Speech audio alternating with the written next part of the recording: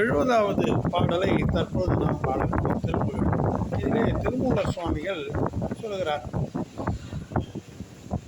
9 வாசல்களை பிளந்து வைத்த அவதூறுக்கு இடமான இந்த உடம்பு கால்களும் கரங்களும் கொண்டு நரம்புகள் எலும்புகள் இவைகளால் ஆகிய சரீரம் இந்த உடம்பினுள் ஒளி என்னும் இந்திரியம் பொருந்த எல்லா தொழில்களுக்கும் மூலக்காரணமான ஐம்பொறிகள் கொண்டு பல வகையான கூத்துக்களை இந்த உலகிலே ஆடி இவ்வாறு உயிர் போயிற்று என்று உலகில் யாரும் அறியாதபடி உயிர் பிரியும் வரை இந்த உடம்பு வளர்வதற்கு முன்பு பல கோடி நூல்களை தேடி படித்து மயக்கத்தை அடைந்து உலகில் உள்ள செல்வந்தரின் ஒரு செவ்வையான சொற்களால் பாடி புத்தி மாறி அதனால் தீமை விளைந்து பலவிதமான பிணிகளுடன் கலந்து சொந்த வாழ்வை அடையாமல் நீ எனது அறிவிலே கலந்து உள்ளத்தில் பொருந்தும் ஞான சாஸ்திரங்கள் முழுவதும் ஓதி உணரக்கூடிய வாழ்வை தந்தருள வேண்டும்.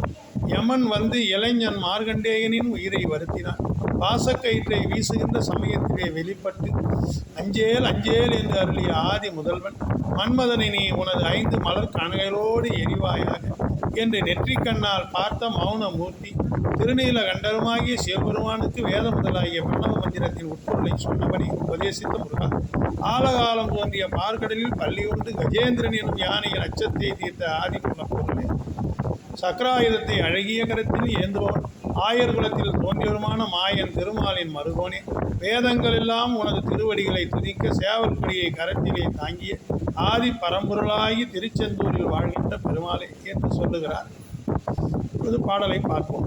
4 5 வாசல் கீறு தூறு உடம்பு கால் கையாக்கி ஆரி என்பிலாகும் ஆகம் அதனூடே நாதம் ஒன்ற ஆதிவாயில் நாடகங்களான ஆடி நாடறிந்திடாமல் ஏக வளராகும் உலர்ந்த கோடி தேடி மால் மிகுந்து பாருளோரை 100 செஞ்சல் கூறி அறிவிலை தீமை நோய் கலந்த வாழ்வுறாமல் நீ கலந்து உள்ளாகு ஞான நூலடங்க ஓத வாழ்வு தருவாயே.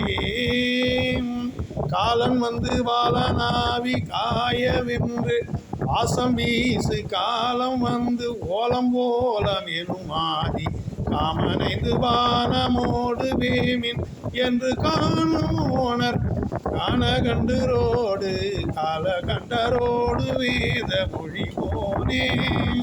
காலம் ஒன்று வேலையாகி யானை அஞ்சல் தீருமூல ஆழியங்கு யாயன் மாயன் மருகோனே. ஆரணங்கள் தாளை நாட வாரணம் கைமேவும் ஆதியான செந்தில் வாழ்வுதான பெருமாளே.